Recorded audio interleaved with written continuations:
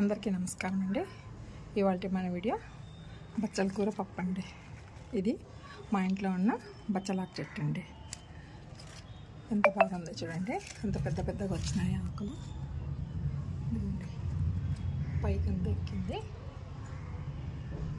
బచ్చలాకుతో fry, బచ్చలాకు పప్పు అన్నీ చేసుకోవచ్చండి. ఇప్పుడు నేను బచ్చలాకు కట్ చేసి పప్పు చేసుకుందామండి. మనము ఇంకొకసారి ఫ్రై చేసుకుందాం. ఇదిగోండి ఎంత పెద్దగా ఉందో చూడండి. బచ్చలాకుతో హిమోగ్లోబిన్ ఫుల్ ఇంప్రూవ్ అవుతుందండి మనకు. అప్పుడప్పుడు మనం తింటూ ఉండాలి. బచ్చలాకు ఫ్రై కూడా చాలా బాగుంటుంది. అంతా కట్ చేసుకొని వస్తాను నేను. ఇప్పుడు మనము బచ్చలాకు పప్పు చేసుకుందామండి. బచ్చలాకు కడిగి కట్ చేసి పెట్టినాను. ఇదిగోండి బచ్చలాకు, ఆనియన్, వెల్లుల్లి, చింతపండు, టమోటా, మెంతి కూర, కొత్తిమీర, పసుపు, కారం, కందిపప్పు అన్నీ వేసేసుకుందామండి ఒక్కసారి.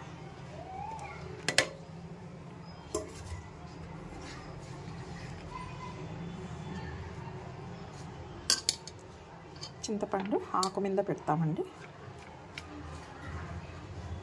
ఇప్పుడు దీనికి సరిపడా వాటర్ వేస్తున్నాం.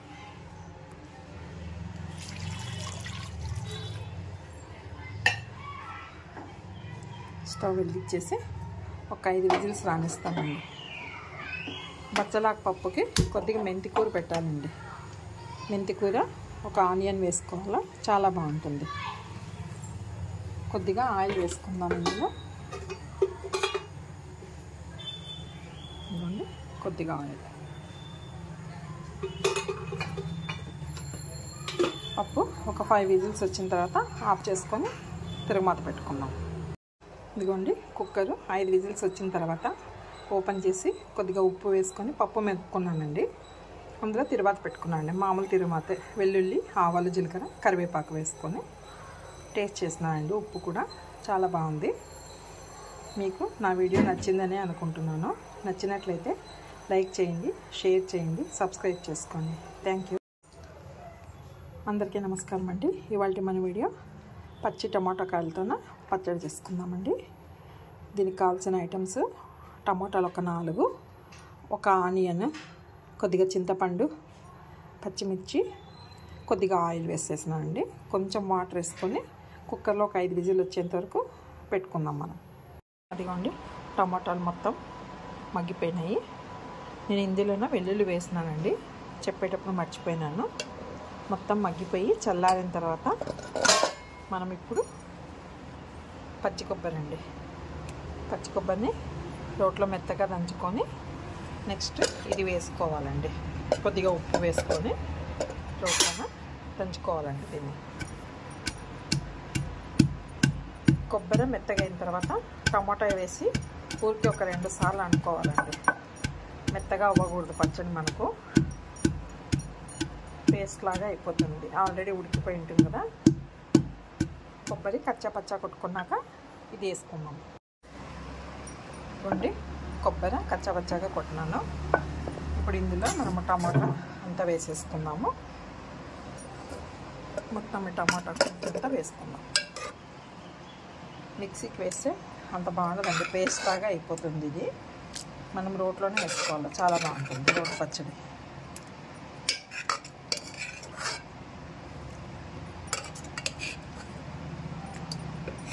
2 సార్లు రోట్లో కచ్చా అనేస్తామండి. ఎక్కువ మెత్తగా అవ్వాల్సిన అవసరం కూడా లేదు. ఊరికే అవి నలగాల మనకు.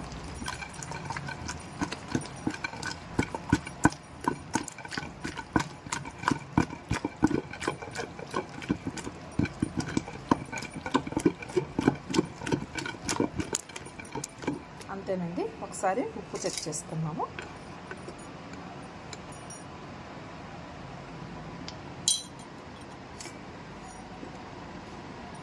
ఇంకొంచెం ఉప్పు వేసుకోవాలండి. ఇంకొంచెం ఉప్పు వేసుకుంటున్నాను.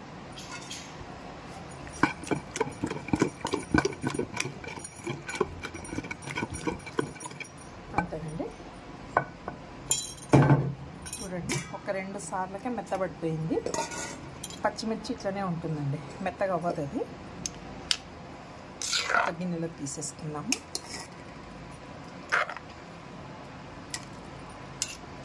వేడివేడి అన్నంలో నెయ్యి వేసుకొని ఇది కలుపుకొని తిన్నా చాలా బాగుంటుంది. జొన్న రొట్టె, చపాతీ చాలా బాగుంటుందండి. ఇది రాగి ముద్దకు కూడా చాలా బాగుంటుంది. మీకు నచ్చిందనే అనుకుంటాను.